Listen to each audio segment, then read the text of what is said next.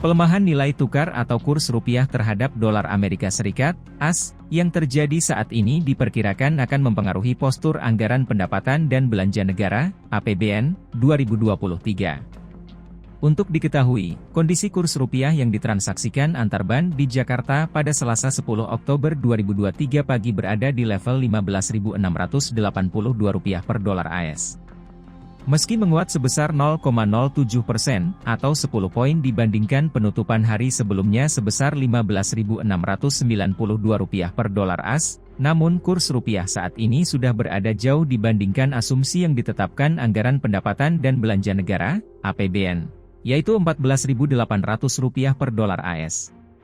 Kondisi pelemahan atau depresiasi rupiah terhadap dolar Amerika Serikat ini tentu saja membuat APBN 2023 siaga 1. Depresiasi nilai tukar rupiah bisa berimbas ke dua sisi APBN, yakni pada penerimaan negara maupun belanja negara.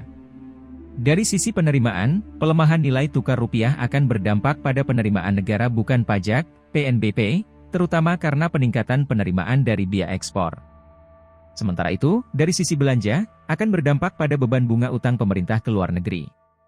Berdasarkan analisis sensitivitas APBN 2023 terhadap perubahan asumsi dasar ekonomi makro, setiap pelemahan nilai tukar rupiah sebesar Rp100 per dolar AS, akan berdampak pada peningkatan pendapatan negara sebesar Rp5,4 triliun dan belanja negara meningkat sebesar Rp8,5 triliun. Adapun APBN 2023 menggunakan asumsi nilai tukar rupiah Rp14.800 per dolar AS, terdeviasi cukup jauh dari kondisi saat ini, yakni sekitar Rp800, karena rupiah sudah mencapai Rp15.682 per dolar AS. Sehingga, deviasi asumsi depresiasi sebesar Rp800 diperkirakan akan berdampak pada penambahan defisit APBN sekitar Rp24,8 triliun. Mantan Menteri Keuangan Chatib Basri berpandangan dengan kondisi melemahnya nilai tukar rupiah saat ini merupakan akibat ekspektasi naiknya Fed Funds Rate, FFR, Bank Indonesia, BI, dan pemerintah perlu melakukan intervensi.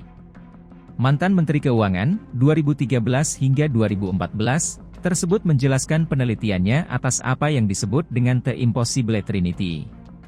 Jika BI ingin memiliki independent monetary policy, maka nilai tukar bergerak mengikuti pasar dan modal bergerak bebas. Masalahnya, Chatib melihat BI tidak mungkin sepenuhnya mengadopsi floating exchange rate karena akan mendorong depresiasi rupiah yang terlalu tajam. Artinya dapat membuat exchange rate overshot, mengingat ada trauma krisis 1998 silam. Bila BI ingin menjaga rupiah, maka opsinya adalah menaikkan bunga mengikuti FFR untuk menjaga paritas bunga, atau intervensi di FX market atau kombinasi keduanya. Dugaan saya saat ini yang dilakukan adalah intervensi FX market, ujarnya dalam unggahan resmi Instagram Chatib Basri, dikutip Minggu, 8 Oktober 2023. Chatib melihat bahwa intervensi di FX market atau pasar falas yang BI lakukan dengan menambah suplai dolar dan menyerap rupiah. Akibatnya, likuiditas rupiah menjadi lebih ketat. Pada saat yang sama, fiscal surplus yang terjadi juga membuat likuiditas semakin ketat. Untuk itu, Chatib melihat adanya potensi perlambatan ekonomi di kuartal 4 2023 mendatang. Bila pelemahan rupiah terus berlangsung maka BI mungkin akan menjalankan kembali policy mix, intervensi di FX market untuk menjaga volatilitas, not pegging the level, menaikkan bunga, menerapkan macro-prudential. Selain itu, Chatib melihat penting untuk mengakselerasi belanja pemerintah. Pasalnya, belanja pemerintah pusat hingga bulan ke-8 2023 baru Rp1.170 triliun atau 52,1% dari pagu. Bukan hanya persoalan belanja, fenomena El Nino menjadi serius untuk Indonesia, yang mendorong kenaikan harga beras yang perlu diantisipasi. Kenaikan harga beras punya dampak yang signifikan untuk kelompok miskin dan rentan.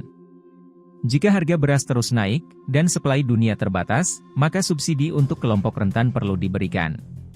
Perluas coverage BLT, PKH dan perlindungan sosial. Prioritas fiskal menjadi sangat penting. Belanja pemerintah perlu diarahkan untuk membantu kelompok menengah bawah dan rentan, tutupnya.